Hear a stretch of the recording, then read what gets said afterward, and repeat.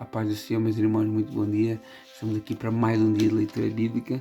Estamos em 1 Crônicas, capítulo 15, 16 e 17. Então, no capítulo 15, como agora sim Davi havia entendido que era necessário obedecer à palavra do Senhor e transportar a arca do Senhor da maneira como a palavra havia indicado. Vemos que ele agora sim transporta a arca, não mais num carro de bois, num carro novo, como haviam feito os filisteus, mas sim nos ombros dos levitas, dos sacerdotes. Temos como que a arca do Senhor é então transportada para Jerusalém.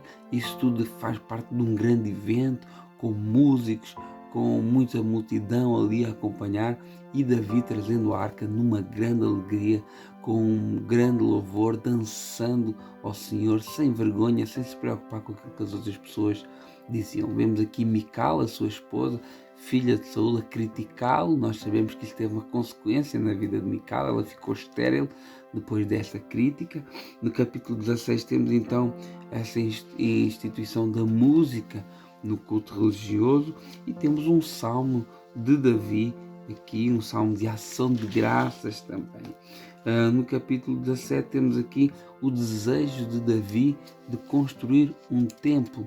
Ele vai ao profeta Natã, dispõe para o profeta essa vontade, e o profeta diz: olha, tudo o que está no teu coração faças. Porém o Senhor permite que isso se realize, não através de Davi, mas através do seu filho. Mas ele dá aqui uma espécie de uma chamada de atenção para Davi, dizendo que ele nunca havia pedido um templo e quem era Davi para lhe construir uma casa. Porém, apesar dessa repreensão da parte do Senhor, que chega a dizer: olha, eu te tirei do curral das ovelhas, né? Colocando Davi no lugar dele. Nós às vezes precisamos que Deus nos coloque no nosso lugar, mas apesar disso, o Senhor acaba por se agradar pela atitude de Davi, pela vontade de Davi e o zelo de Davi pela presença do Senhor, e faz aqui um pacto com Davi que da sua descendência nunca faltaria rei sobre Israel, prometendo aqui um reinado eterno, apontando para o Messias. O capítulo que eu gostaria de destacar, o versículo que eu gostaria de destacar, é o versículo 16, no capítulo 8, que diz assim: dai graças ao Senhor, invocai o seu nome, fazei conhecidas entre as nações as suas façanhas. Esse salmo de ação de graças que começa aqui com essa realidade que tem que ser algo que está dentro do nosso dia a dia, dentro dos nossos hábitos, tem que ser algo que a gente faça a tempo e fora de tempo, como diz na palavra do Senhor.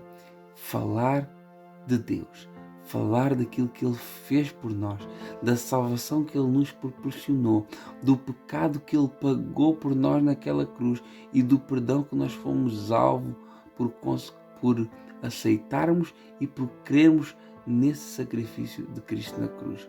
Isso é digno de ser falado, de ser invocado, de ser anunciado.